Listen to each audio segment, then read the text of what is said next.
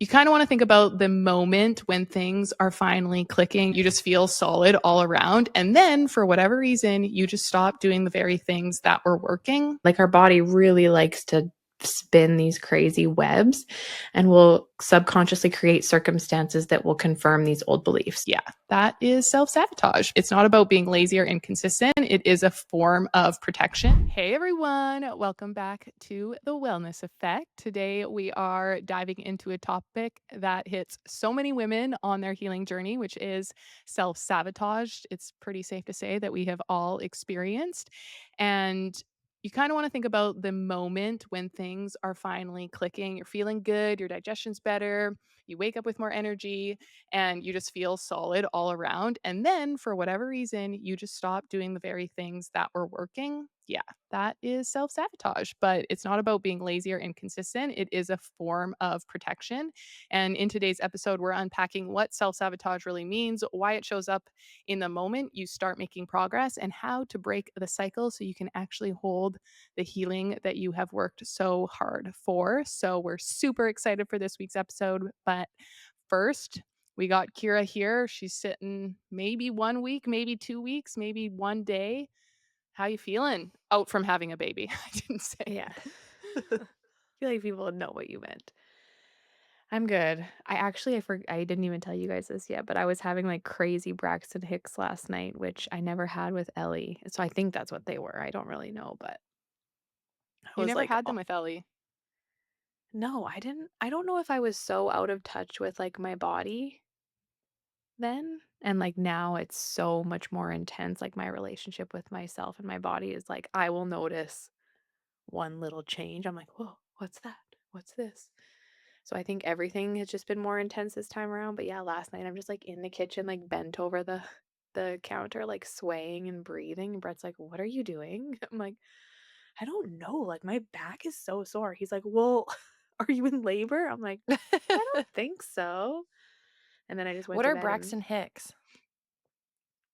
I mean, I probably should have looked up what they actually are, but I didn't. But they kind of call them like practice contractions. They're just like your Right. body sort of starting. It's like a 0.5 out of 10 on the pain scale. They're really sporadic. They're like every half hour. They're like period cramps. And you're Hmm. kind of just like it helps get your baby in position and like kind of warn you that like things are starting Things are to happening, things are happening. and that they are. That's wild. Because what day is it today? October 22nd? Yeah. Yeah, wild. Literally any day now. Wow. Yeah. That's crazy. So I'm like 38 or 39 weeks, depending on who you talk to. So literally, yeah, it could be. I had Ellie at 39 weeks 1 day. So could be any second, could be another 3 weeks. And we did a little guessing game on guessing what the baby would be. You should Oh, tell yeah. Jensen and Zara and Zoe to guess too. Yeah, I will still. But you think it's going to be a girl? I've just only had girl dreams for the last like 3 months. And they say that like the mother's intuition, and if you're dreaming about a certain gender, like that's usually right.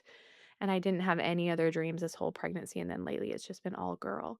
But everybody's like, it's a boy, it's a boy, it's a boy. So I just feel really torn. And then Rochelle, who hosted, was like the host of my Mother Way. And she's like my healer lady. She says she thinks it's a boy. So I'm like, well, it's probably a boy. So I was trying so hard. I'm like, okay, Lacey, just let it come to you. I'm like, what is your intuition saying? And I'm like, I have no fucking idea. I know. And mine is like, Because this baby's like, it's none of your business. Like, it's none of your business. So that's wild. And how was your Mother Way?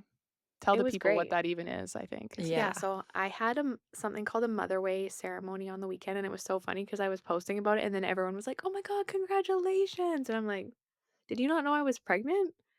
Like, well, didn't you have your baby? I'm like, "No, what? Like, what is going on?" So many people thought that it was like me. I don't know what they thought, to be honest, but no, a Mother Way ceremony is like this ancient, and this is what Rochelle said when she was like guiding us and leading it. She's like, this is not new age. This is like old, old, old shit that women have been doing. And it kind of started as just like a gathering to really support and nurture like the mother, but also the village as a whole. Like and not just like village, but it's like who your support village is. Like usually it's mostly women, and it's just a really cool way to like tap into that divine feminine and just be really, really open. And everyone creates like a prayer for me and then also a prayer for the baby or like a blessing for the baby. And so we like went around the circle and everyone like came up, put their hand on my belly and like said their little blessing for the baby and did the same thing for like a blessing for me. And it was just so emotional, just like with my whole journey. Like everyone, my friends obviously all really know like what we've been through to like get to this point to have another baby. And it's just like how loved this little baby is. And it just, oh, it was so crazy. And it ended up being like a 4 hour ceremony, and Rochelle who led it like set up this beautiful altar, so there's like candles and incense burning, and she made everybody like bath soaks and sage bundles, and I wrote in like a little journal for everybody, just like each person what they mean to me. And it was so cool because they kind of went around the circle, like all my favorite people, my mom, my mother-in-law, my sister, and all my friends, and were like saying like what they want to be able to offer me in like the postpartum time, like whether it's cooking meals or like um like giving us Is time to Jensen be. crying? Yeah. So cute. Oh my god, I'm literally could break down right now. I don't know what's going on. Let it out. This is a It's safe space. emotional. Yeah, I'm just so happy for you, Kira.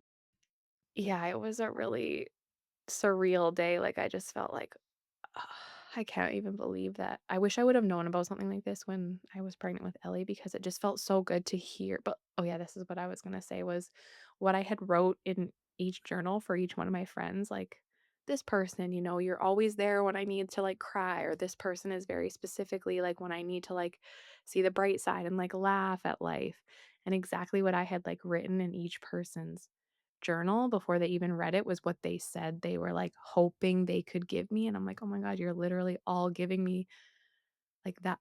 So even just realizing that, like, there's a lot of I hear this a lot, it's like, "I don't have that, I don't have this, I don't have the village, I don't have the help," but it's like, even to just spend some time reflecting on what you actually do have, because it's not always about, like, time and gifts and even food. It's like people in your corner that you can just pick up the phone and talk to or boost you up or let you cry or whatever. So it was just so cool to just like give a little bit of that. And I was really nervous going into it 'cause I'm like, this is so selfish. Like, I'm asking all my friends to come to this like 4 hour event on a Sunday. They all have kids. Like, they have to write a love note to me. Like, this is so hard. It was so hard to do. And everyone just got so much out of it, and seeing them all just, like, everyone was emotional, everyone was like, "I needed this so badly," and so it was, like, this, like, dual gift Wow, that that's we all so kinda cool. gave. Yeah, so anyone listening to this, if you're ever planning on having a child, try to seek out somebody who can host one of these for you because it was one of the coolest experiences of my life. It was so awesome. So how many people were there? I think there was, like, 9 of us. Oh my gosh. I had like 15 and then a couple people couldn't make it. A couple people got nervous and bailed at the last minute. She's like, "That always happens. They'll regret it. Don't worry." And then, yeah, I think there was like 9 of us total with her and me. Yeah, because 'cause it'd Um, probably be a little bit intimidating if you've oh never yeah. been through anything like that.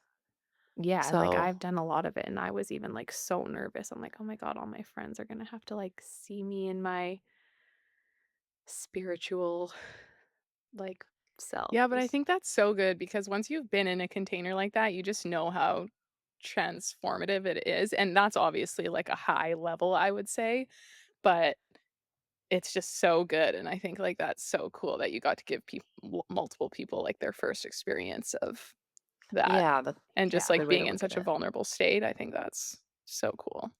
Yeah, Wish it I could have was. been there. I know, me too. Wow. But it was great. It was awesome, and then I was, like, honestly exhausted for, like still am.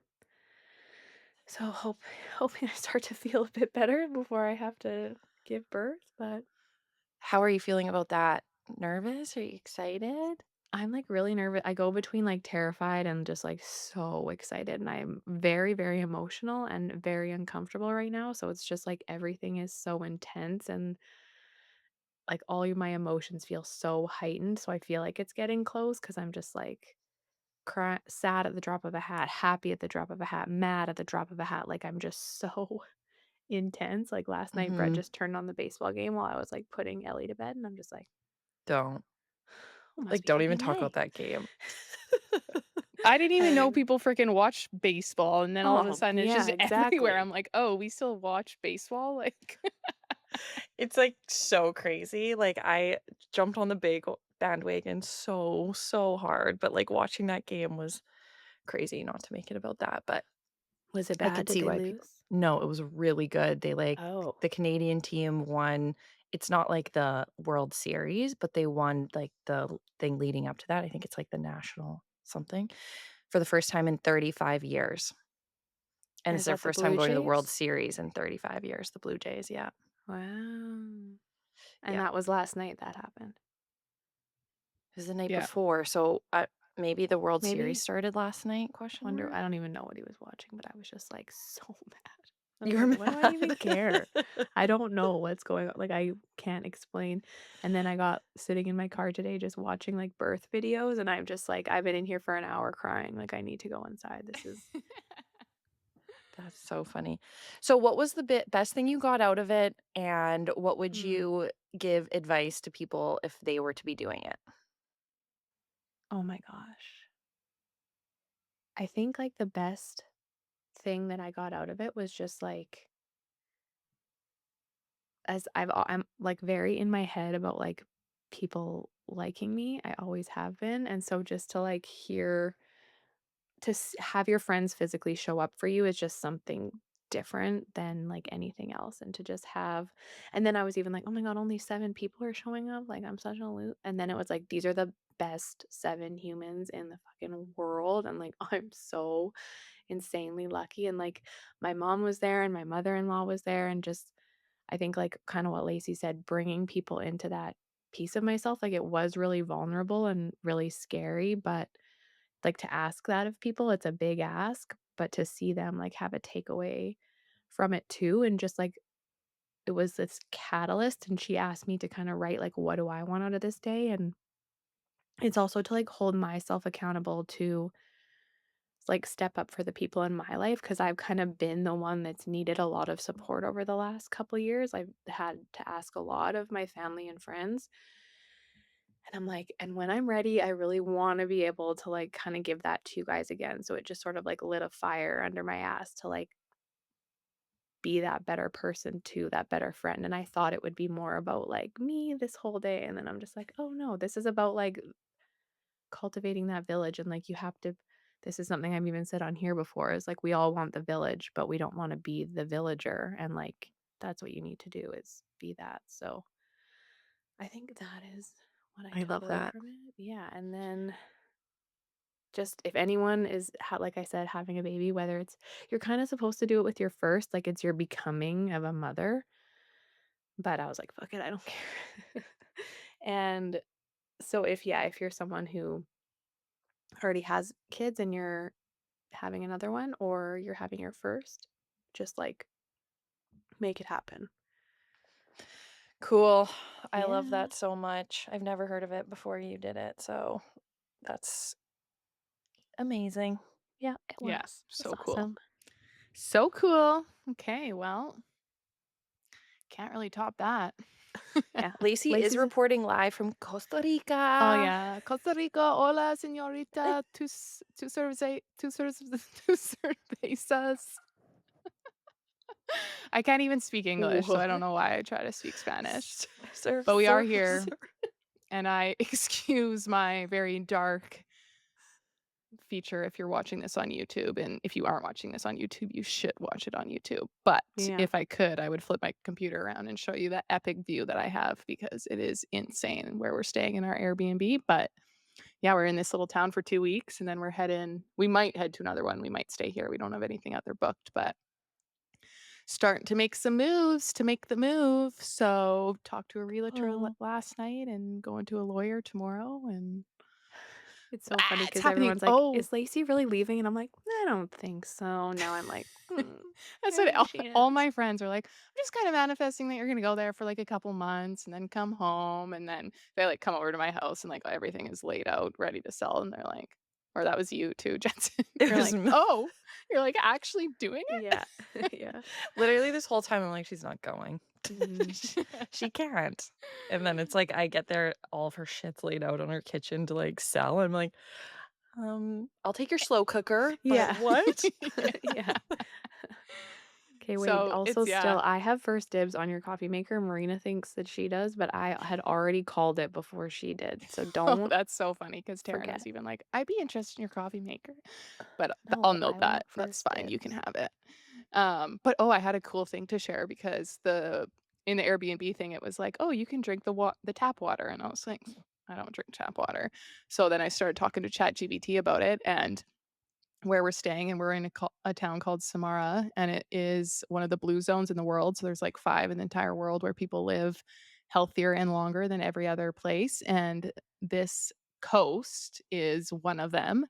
One, I think because it's so close to the equator, which is really cool because it is all year round, pretty much 12 hours of daylight, 12 hours of night, so you stay really in touch with your circadian rhythm, which everyone knows how important that is, but the tap water where it comes from, the soil is volcanic, and so it's really high in magnesium and calcium, and they think that is why people live one of the reasons why people live longer here. I was like, "Oh, that's weird. You're like, That's "Tap kinda cool." water? I guess now I Yeah, drink that's tap so water." interesting. So I was gonna make a reel and be like, Yeah. drinking out of the tap, be like, "I know I said I'd never drink tap water again, but" and not to mention they did give us, like, one of those blue things, like the Culligans, but it literally has mold inside, but she's like, "I wouldn't even drink that, I just drink the tap water, it's delicious, you're not gonna get sick." And so then I did my research and I was like, "That's kinda Hmm. interesting." So I feel that a was a cool reel's tidbit. coming on. Yeah, that is cool. But other than that, I don't have much of an update. We literally got here like 3 days ago, and it's funny because been working more than we even do at home because I don't know what it is at nighttime, there's just something about, like, you can't just sit and rot, like, sit on the couch and, like, scroll on your phone or go on your computer or your TV, like, you just feel like that's dumb, where in Canada, it doesn't feel that dumb. It's like, "Oh, I'm relaxing." And so we end up, like, kinda working at night because 'cause I'm like, "Well, I'd rather work at night when it's dark just so if in the next day I wanna, like, go out and tan or whatever," but so we've literally been working, like, 14-hour days every single day because we just end up working at night because 'cause I'm like, "Well, I don't really wanna scroll TikTok," and then we've only been here for, like, 3 days though, so that might change, but we've Yeah, just you'll been settle grinding. in.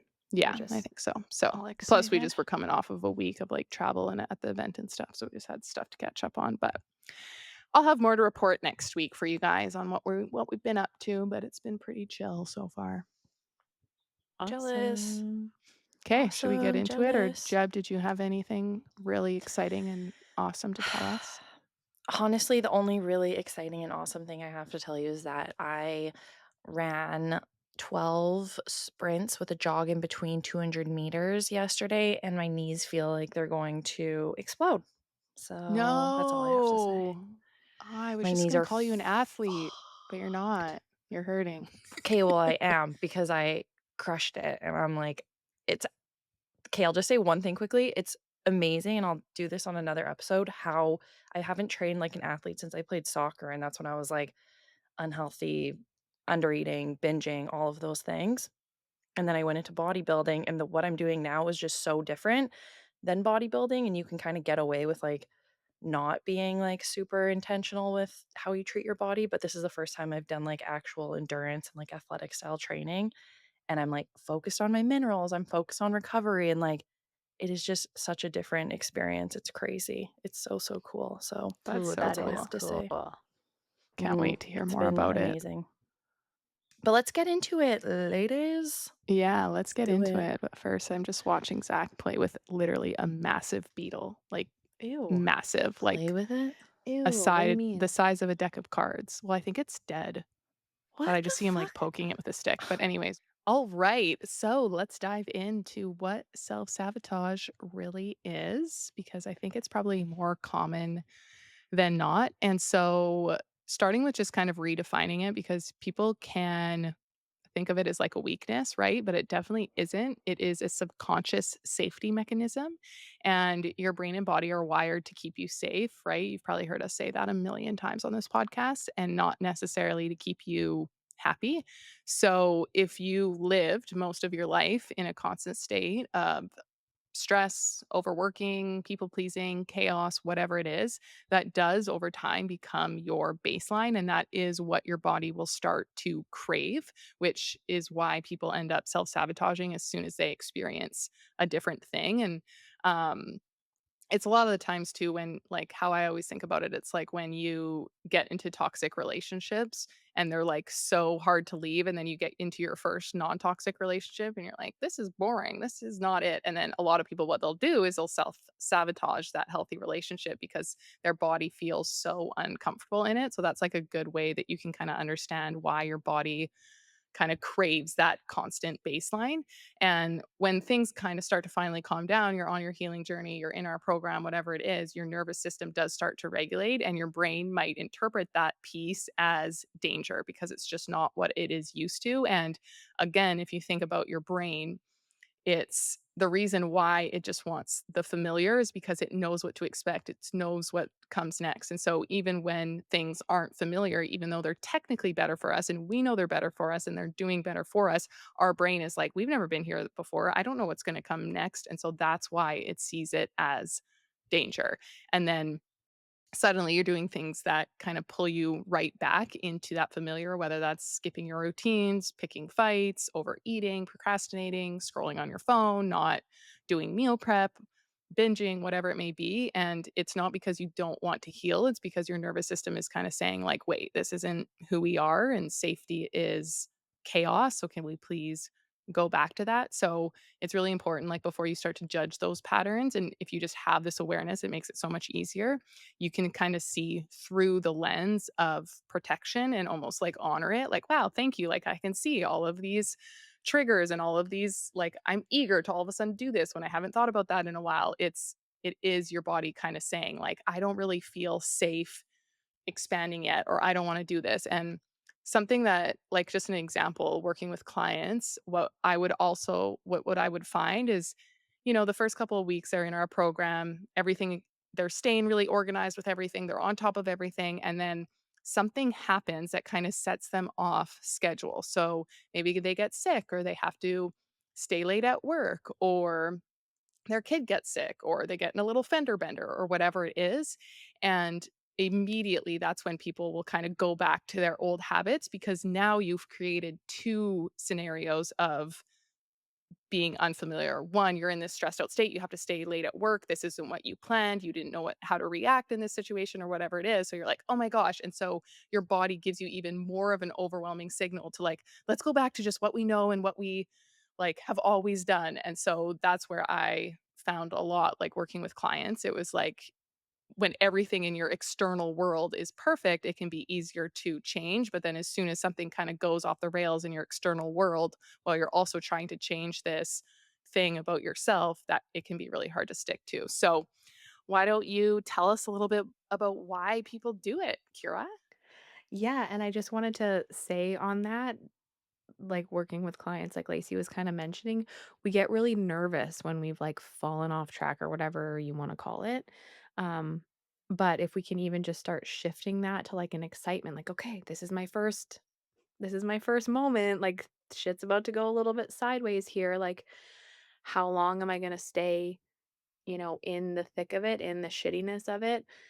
And then how do I personally, like, kind of take myself out of it? Because it's gonna happen over and over. We're gonna have, and I always say this to my clients, like, it's usually for happy reasons or for sad reasons. Like, sometimes it's because you're pregnant and you're, like, struggling or whatever, or sometimes, there's a loss in your family or a job, or you go on a great holiday. Like, there's all these different reasons. So it's, like, kinda just shifting that perspective too a little bit, I think is really important. But it's crazy the actual reasons that we do this.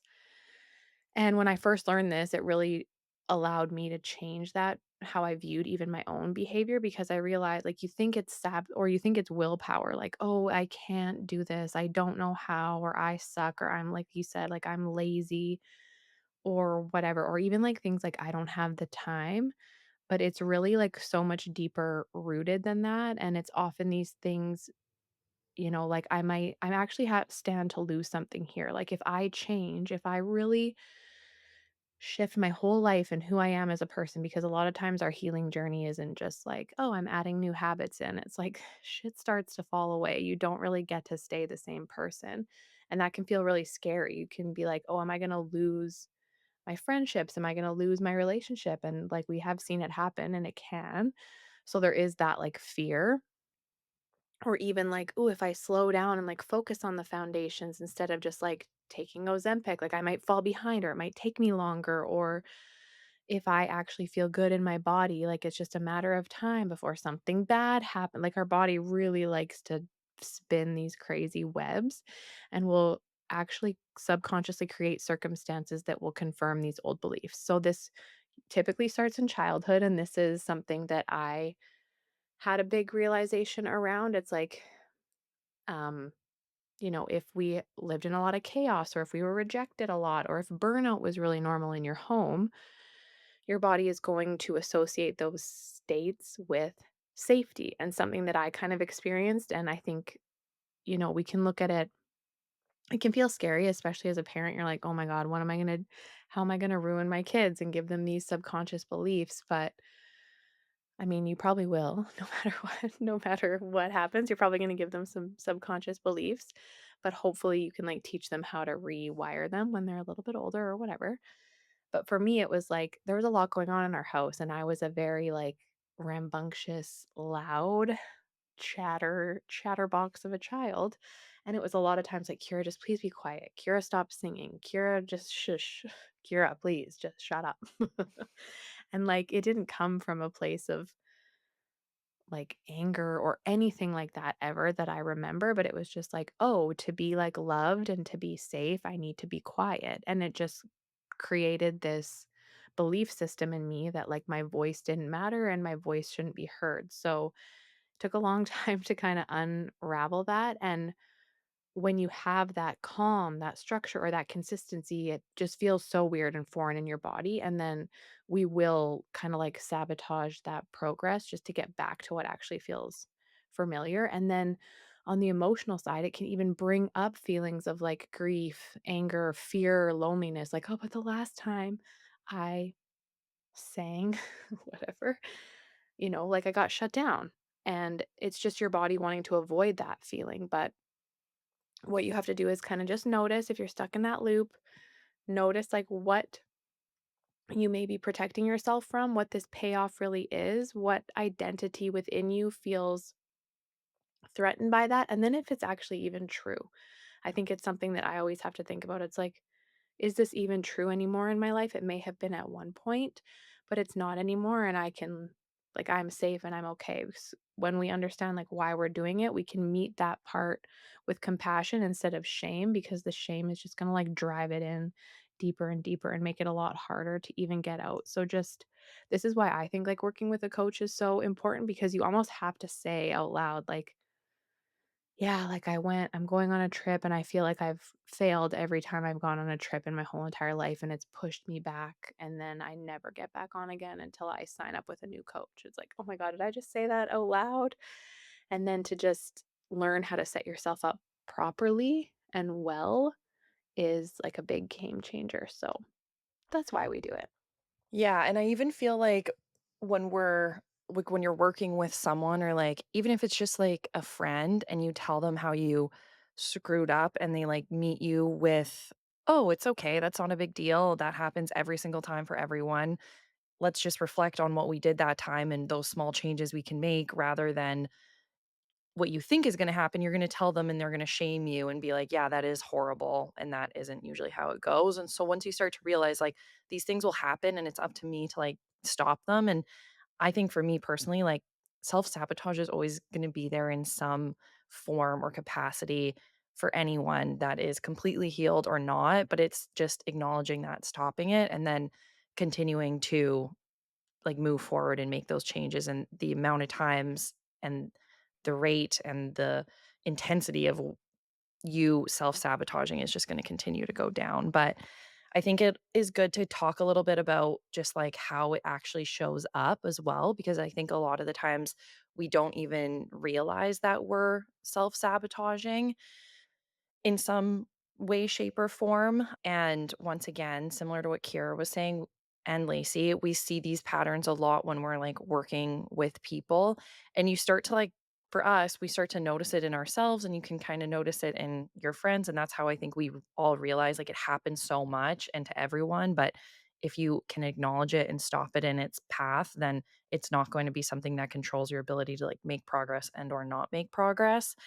But yeah, even if it's just like you're working on improving your energy or balancing your hormones or healing your gut or whatever that might be, is things start to work and then progress is happening and then something throws it off and your body just wants to go back to what it knows. And a lot of the times, and I'm sure one of you guys have said this already, but like it's because subconsciously, like you don't believe that you are making that progress or you can make that progress or you can get to that place where you feel your best. And so you start to act in ways that is in alignment with how you truly feel about yourself.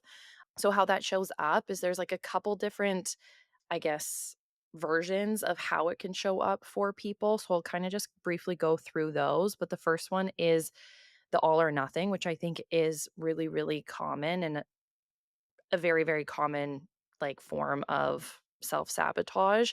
And so I think we all know what that looks like. You're either 100% perfect or you are completely off the rails. And if you feel like you can't do it all 100% right, then you just don't do it at all. And there's not that like middle ground. The second one is the overthinker. And I think this is common for a lot of people as well, especially if you tend more towards that like anxiety side. But spending like a lot of time trying to like make sure you're perfect and getting it right, that you just get stuck in this like in between mode where you're trying to like figure out how to do it rather than just taking those actionable steps. So you're just researching and like constantly starting over. Or I think an example in like your health journey is if you're one of those people, you start doing something and then you're scrolling through Instagram, you see that you need to be doing another thing, you're just constantly switching. The caretaker, I think this is really, really common for moms and just parents in general, or anyone that kind of like takes that role of a caretaker, whether it's your job or your younger siblings or whatever that might be, but just showing up for everyone else and not yourself and putting yourself last. Like I said, I think that's really, really common for moms is that that's kind of your way of self-sabotaging without making it about yourself. It's just that, well, I need to put everyone else ahead of us. And I think we all know if we've listened to this that that only is doing the people around you a disservice if you're not filling your own cup. And then there's the overachiever, just like hyper productive, rest feels super uncomfortable, doesn't know how to relax. And if you are, you feel like you're falling behind or not doing something right. And then when you start to slow down, you get into that panic mode and you find ways to add more stress to your life. And the final one is just the like person that likes to escape and just really, really like distract yourself in those moments. And it's those habits like self-coping mechanisms, I guess. So whether you're coping through food or scrolling through Instagram or wine or online shopping or whatever that might be. And it's not necessarily that you're just lazy, which I think these people get labeled with a lot, but it's your way of like avoiding any sort of discomfort or emotions that feel really heavy. And I think we can all identify with probably more than one of these patterns when we kind of like fall into those moments. But it's just important to remember it's old coping mechanisms, probably related to something that has happened in your past, some sort of trauma, and acknowledging those and then figuring out how to kind of like stop them. And also, just once again, that awareness and realizing that they're happening is probably like step one. And then from there, we can kind of figure out how to stop it in its tracks and so on and so forth and stop it before it spirals. But now we'll kind of talk about exactly that, which is how to break that cycle and stop it from becoming something bigger than it needs to be. Yeah, and you nailed it with step number 1, which is awesome. But what I was gonna kinda just add to that, if, like, anyone resonated with any of those things that Jensen said, like, that is a good thing actually because you can't change what you don't notice and you can't manage what you don't measure kind of thing. And so instead of Yeah. judging yourself, right, just get curious about what that pattern or when that pattern tends to show up because it is all about like catching it. And again hear us say this so many times on the podcast, but like awareness is so huge. And if you can just become aware in your life, like I swear it's going to solve 90% of your problems and just noticing it, right? And it's not a bad thing. Like so many of us do it. It's not our fault. It was because of something that happened earlier on. But the quicker that you can just be like, I think I'm self sabotaging right now. Like, why am I making this so much harder than it needs to be? Like, all I need to do is eat real food and get enough sleep. And why am I trying to take all of these supplements and making it harder? Like, and just noticing it. And you don't even have to do anything. If that's all you do for the next like year is just notice every time you're self sabotaging. And even if you continue to still do it, that is better than just doing it and more so being on that like victim end of things where you're like, why me? I can't prioritize myself. Like, I have 3 kids and I have to do this and I have to do this. And it's so hard and it's complicated. Like, and you just kind of take that why me. It's just such like less of so much less empowering overall. So, yeah, we can kind of go into like just how to break the cycle because you can actually stop self-sabotaging. And how do you do it is when it starts to show up, you just have to work with it. You don't fight it. And so, step one, like Jensen said, is awareness. Start noticing your patterns in real time without judgment. And you might be one of those things that Jensen mentioned, or you might be all 7, or you might be 3 of them. Like it can show up differently. It just depends, again, a lot on your childhood and your beliefs that are ingrained deeply in you. And just start asking yourself, like, what part of me doesn't feel safe right now because there is always like an I don't know what the right word is, like an underlining thing, that is causing that, right? And maybe it is like, "Oh, I'm scared if I start to change my lifestyle and I don't wanna go out drinking as much, then my friends aren't gonna call me anymore on the weekends, and I'm gonna get lonely, and then I'm gonna have no friends," right? And so maybe that's what's actually happening instead of you just thinking, "Oh, well, I just, like, can't stop drinking. It's impossible. Like, I love it so much." It's like, or are you self-sabotaging because you're scared that they might leave you if you do? So just, again, become aware and then ask yourself that question, "What part of me doesn't feel safe right now?" And then step 2 is safety before strategy, right? So it's not just to go in and start fixing the problem now that you figured out what it is. You can't out hustle your nervous system, and so you need to regulate yourself first, and there's lots of different ways that you can do that. More like ways of things that you can do kind of in the moment that are really quick that can kind of help regulate you. So things like breath work, tapping, grounding, journaling, those will get your body back into safety before just trying to fix the behavior. And then there is things that do take longer that will almost help build more resilience so that you don't get triggered so quickly or you don't self-sabotage so quickly. So that's going to be step 2 is just regulating yourself when you're like, why don't I feel safe? And then unpacking that a little bit. And then once you kind of getting through that, step 3 is just rewiring through curiosity. So instead of punishing yourself, start building evidence that safety can exist in peace. Tiny, consistent actions that feel doable, not extreme, right? Because this is oftentimes what we do because we want to justify the self sabotage. So that's why so many people like overcomplicate so many things when it's actually really easy because then they can say like, "Oh, well, it makes sense that I couldn't like stay consistent with that because it was so hard. I had to do 80 different things." Where it's like, really, if you did 4 things, that would move the needle like 90% of the way. And so just starting to allow yourself to do those tiny consistent things that feel super doable, super easy. You don't even have to think about it, right? And stop trying to overwhelm yourself. And then once you're kind of a little bit better at just taking those tiny consistent actions that do feel doable, you can go into step 4, which is just your identity and your environment.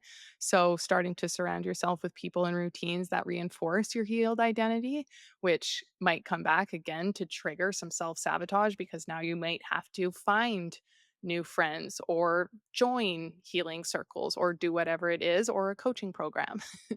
But if you can be in an environment where that is a lot of people's normal, then it's going to start to feel easier to kind of trend in that direction.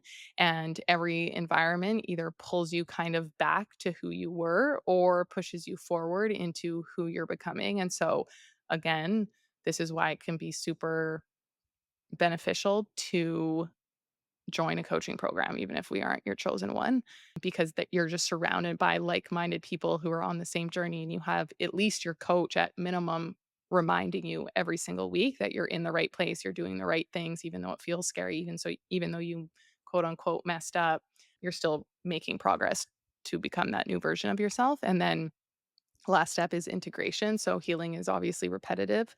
It's doing this boring, simple things again and again until your body learns that calm is safe. And so just letting yourself kind of always come back to that. And it's like what Jensen said, the more awareness that you have, the quicker you will get at stopping the self sabotage. And eventually, maybe you start to notice, oh, I'm about to self sabotage and I'm not going to do that because I know that self sabotage and that's not actually the action that I want to take, instead of following through and doing it and then becoming aware after the fact. But a lot of us, especially in the beginning, you're not going to realize you self sabotaged until after it, or you won't have the awareness to like bring yourself out of it like mid cookie sleeve or whatever, for lack of a better example. Um, but then you can just kind of start to integrate it and do those simple things over and over again. And then that will become your body's normal. But something that we kind of all say to our clients and that we really help people try to understand is that anytime you do quote unquote mess up or fall off track or whatever it is, and I also hate using those because your life is not a track, but that's besides the point. You get it. um, is looking at it as an opportunity. Like that is actually a good thing because now you get to kind of navigate that space between, oh, I messed up, but I want to get back on track. Well, what does that look like? I don't know. This has never happened before. And then you start to create that roadmap that is easy to be repeated over and over again, which means over time you're going to get better, you're going to get faster, and you're going to get to that outcome a lot quicker. And then eventually you'll just stop doing it overall, and then it'll show up in a different area of your life. But I digress. But do you guys have anything to add to that? Yeah, and kinda going off of what Lacey said, and I think it took me a long time to, like, notice that, and I always call it, like a path through the forest. This is gonna get so cheesy, but this is the analogy I use with my clients is, like, if you have someone, like, leading the way on your path, like a coach, that's great, that's awesome. You're still going to be like, "Ooh, is that a raspberry bush?" And, like, go off of the path and, like, go pick some raspberries and then find your way back, and the more times you do it, the more times you go and, like, check out something off of your little path, the better you're gonna get at, like, coming back over and over and over again and, like, having that person that, like, is standing on the path with holding the light saying, "Hey, this is where the path is just so Over here. helpful. And I think, yeah, for me, like, I'll notice it. I'm noticing it starting to show up, like, in the end of my pregnancy. Like, I took such great care of myself this entire pregnancy, and, like, we're Mhm. coming to the end, and it's like I've done everything right, and I start to realize, like, shit could still go sideways, and this is obviously something deep with, like, the trauma and the losses that I've experienced. I have an appointment this week with my coach to deal with it, so don't worry, everybody. Um, but then I notice noticing myself starting to self-sabotage now, like, I'm not doing my stretches as much, I'm not eating as well, and that way I'll have this, like, excuse, like, well, if I'm a little bit run down or if my hips aren't as open as they would have been, then if my birth goes this way, like, it's okay because I know why. It's not like I didn't do everything perfectly and then it didn't go the way that I wanted. So just, like, noticing that kind of picking up for me right now is, like, real has been really intense, like, literally real time. It's happening to me today, and so I'm right there with you guys. Yeah, it just happens. I don't know, it happens, like, honestly all the time, I feel like, for everyone in some capacity, and Mhm. I think for me, what I, because even in the last little bit, I've just noticed, like, my nighttime routine is one of those things that, like, starts to go, and it's usually because I don't wanna, like, deal with emotions or I'm, like, self-sabotaging something along those lines, but I think what I really, really just try to do is just be, like, super honest with myself that that's what I'm doing, and maybe I don't try to switch it the next day, because then if you say you're gonna do that and you don't follow through with that, then that, like, motivation and your, I don't know, self-respect might be, like, intense, but it starts to, like, dwindle, and you don't trust yourself, and these goals you set for yourself don't mean anything. And so what I really try to do is just think about, like, the floor and ceiling that we talk about so much, and I just try to think like, "Okay," sorry, the dog I'm watching is just putzing around.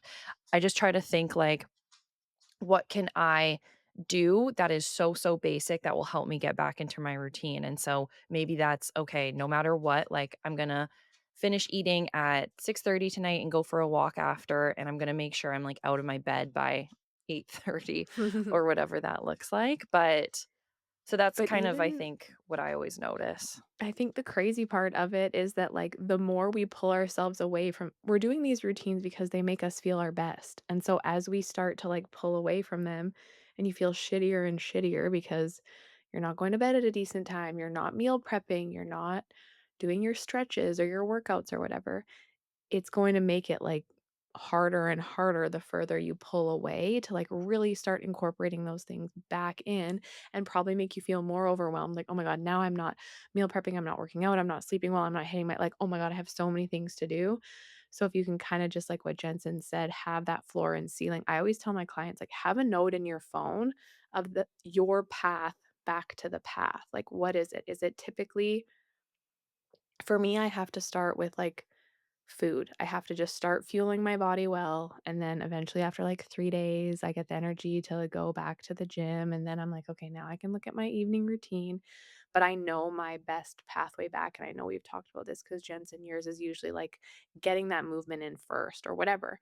So Mhm. everyone's really different, and so I think 2, we stray away we even will self-sabotage and say, "Well, I don't need that note in my phone with my path back because I don't need it." But that in and of itself is a self-sabotage, so just to start that little note, like, what actually feels best for me, and then the next time it happens, you can just pick up your phone and look at it, and you're like, "Oh, all I have to do is, like, start going for a walk at this Yeah. time of day," or whatever, and that is what always catapults me back on my little path, and, like, that's been so helpful for me to just, like, recognize that we're all different and know what I do. Or even maybe yours is like talking to a friend, maybe it's like a dance party with your favorite song, like, it can literally be anything that just, like, gets you motivated, and then you'll kinda find your way back. Yeah, I love that. That's cute that you keep that note in your phone.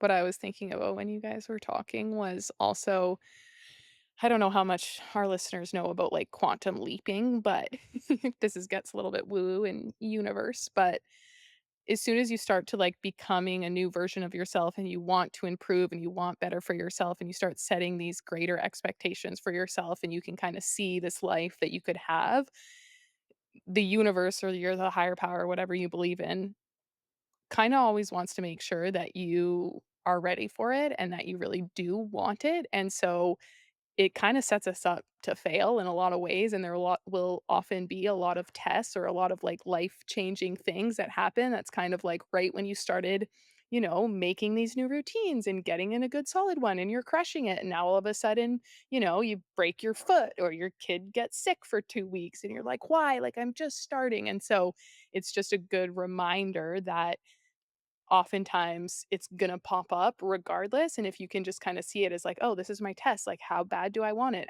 Am I gonna keep going or am I not?" And even just while I was saying that, one of the things that I noticed both me and Zach did when we were talking about moving to Costa Rica and we, like, had all of these plans, and then we pretty much found out from our realtor that it was gonna be a pretty big mistake to sell our house in Kelowna, and so we're gonna hold on to it for a year, but as soon as he kinda told us that after, like, 3 weeks of convincing us, like, "Please don't sell your house, it's gonna pain me to sell your house because 'cause we're gonna lose so much money." Immediately, within, like, 1 minute, both of us were like, "Okay, well, we're not leaving, and we're gonna buy seasons passes, and we're, like, gonna set up our whole house. Oh, and then we can buy a sauna, and we can buy this, and we can, like, totally set everything up." Like, we just went 10 steps backwards because of this one little hiccup that happened, and I was like realized, I was like, "Oh my god, like, look at how bad we're self-sabotaging just because this one minor detail, like, we're not gonna sell our house, now we're thinking of all the reasons why we shouldn't go and we're not going, and we completely canceled our whole entire trip."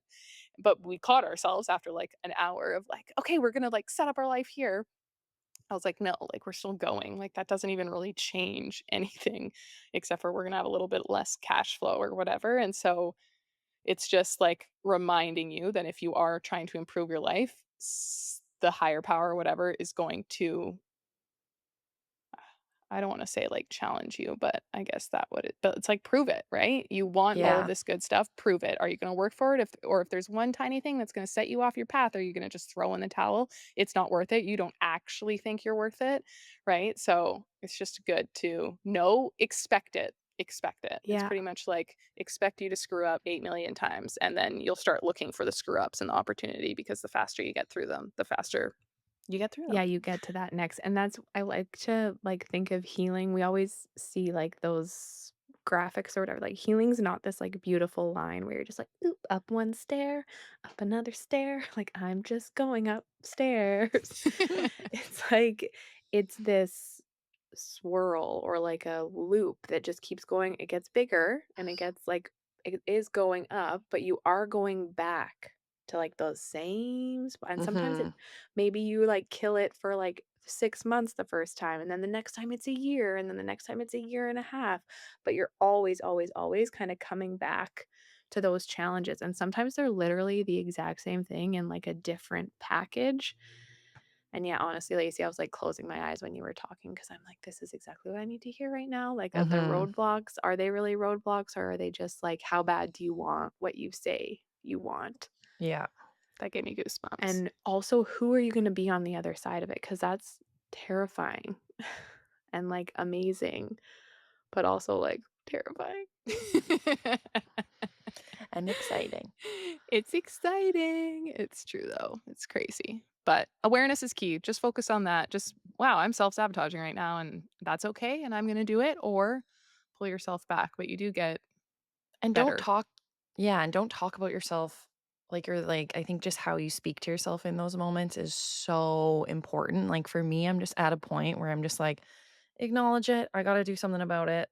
Okay, let's keep going. I'm not like, oh, I'm self-sabotaging. I'm a stupid, ugly piece of fat shit.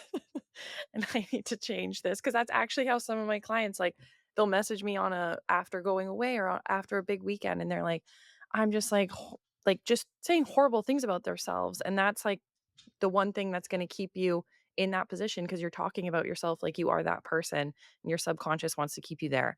But if you don't have this like visceral reaction to not being perfect, then you won't continue to like be in that feedback loop, right? Well, yeah, because that's the self-sabotage of the overachiever or the perfectionist. It's like everything has Exactly. to be perfect. But no, I think that's something that just being a coach and being in this space for so long has really helped me with, where that's why when you said, Jensen, like, what do you guys self-sabotage with? I'm like, it's so easy for me to now to like, don't overdo it. Don't try to do all or nothing. Don't load 80 new habits on your schedule. Like, take Yeah. it.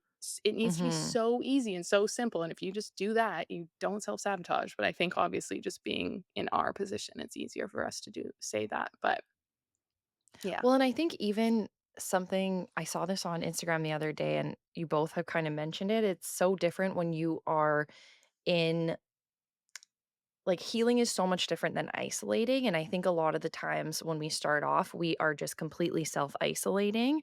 And so we think that we're healing, but in reality, we just don't have those triggers anymore. And so when you get past that point where you're not just like in your little bubble, for me, I literally like moved cities and was like, see you guys, like I gotta figure this out on my own. And it was great, but those triggers they're gonna come back in some other way, shape, or form. So you can like see a lot of progress, but you also have to be honest with yourself. Like, are you just alone in your own little bubble, or are you healed from those triggers when they start to come up? Yeah, that's such a good Yeah, point, and because that was also me. I remember saying that to my therapist. I'm like, "I'm good, I'm healed." He's like, "Lacey, you haven't been on a date or had a boyfriend in 6 years. Like, do you think that maybe you've just created this perfect little life where you never get triggered?" And I'm like, "No, never. That's not you're like, me." And "You're then boom, I fired. get in a You're fired." relationship and I'm like, "Ah, okay, I'm not healed. I'm still an anxious attachment." So yeah, that's a good point too. But yeah, crazy. I seen this meme, Kira, this reminded me of when you were talking, and I saved it on my phone, but it was like, if I invented healing, I sure would have made it linear. I know that much. I shared that I'm 'cause I like, was just ditto. like yeah, I shared that, I saw it too, I'm like, "Frick yeah, like, that sure would have been nice if it was just, here I go. I just Yeah. add in one more habit and I never look back. Wouldn't that be nice?" Wouldn't that So be nice. nice? Okay. Okay, Well, team. Well, this episode's under an hour, so let's wrap it up here. Very proud of us.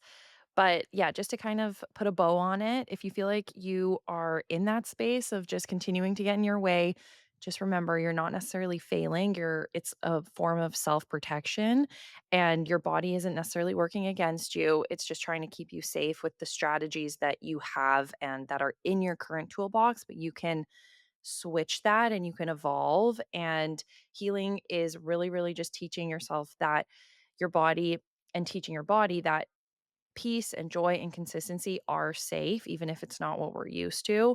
And calm and peace doesn't mean something bad is coming. It doesn't mean you are lazy. It just means that you are healing and you're in that place that we essentially want to be. So if you have made it to the end, we really, really would appreciate if you can leave a review on whatever streaming platform that you are listening or watching on. If you're on YouTube, don't forget to hit subscribe and like, leave a comment, and we'd love to hear any feedback that you guys might have for us. Don't forget to also follow us on Instagram. Bye. Bye. bye. Thanks for tuning in to The Wellness Effect. We're so grateful to be part of your wellness journey. Don't forget to subscribe, leave a review, and follow us on Instagram. We'll put all of our handles in the show notes. If you have questions or ideas, slide into our DMs or send us an email. We'd love to hear from you. Until next time, keep creating your own wellness effect.